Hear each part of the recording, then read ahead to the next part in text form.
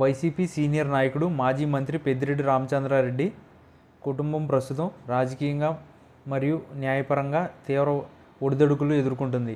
చిత్తూరు జిల్లాతో పాటు రాష్ట్ర వ్యాప్తంగా ఈ కుటుంబం పరిస్థితి గురించి హాట్ టాపిక్గా మారింది. పెద్దిరెడ్డి కుమారుడు ఎంపీ మిథున్ రెడ్డి ప్రస్తుతం మద్యం కేసు ఎదుర్కొంటున్న ఆరోపణలు ఆయన భవిష్యత్తును ప్రశ్నార్థకం మారుతున్నాయి.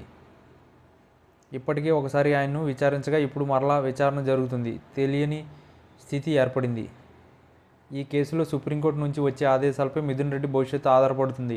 ఇదే సమయంలో మదనపల్లె ఫైళ్ల దగ్నం కేసులో కూడా పెద్దిరెడ్డి కుటుంబంలోని పెద్దిరెడ్డి ఫ్యామిలీ ఇద్దరిపై కేసులు నమోదవడం మరింత చర్చకు దారితీసింది. ప్రభుత్వం కూడా ఈ కేసుపై స్పష్టత కోసం దర్యాప్తు వేగవంతం చేసింది. తాజాగా పెద్దిరెడ్డిపై అటవీ భూముల అక్రమాల కేసు కూడా నమోదవుతుండడంతో పరిస్థితి మరింత సంక్లిష్టంగా మారుతుంది. ఈ కేసులను స్వయంగా డిప్యూటీ సీఎం పవన్ కళ్యాణ్ పర్యవేక్షిస్తుండగా రాజకీయ ప్రాధాన్యతను సూచిస్తుంది.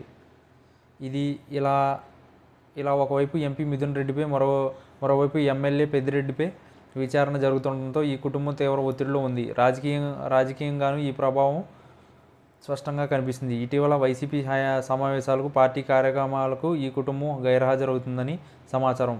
కేసులు కారణంగా పూర్తిగా బిజీ అయిపోవడం, బయట రాజకీయ చర్యలు దూరంగా ఉండడం వల్ల పార్టీ నాయకులు, కార్యకర్తలతో కూడా సంపర్కత తగ్గిపోయింది. ఈ పరిణామాల నేపథ్యంలో రాజంపేట, పొంగునూరు ప్రాంతాల్లో పెద్దిరెడ్డి కుటుంబం రాజకీయాల్లో అనూహ్యంగా వెనుకడుగు వేస్తుందన్న మాట వినిపిస్తుంది.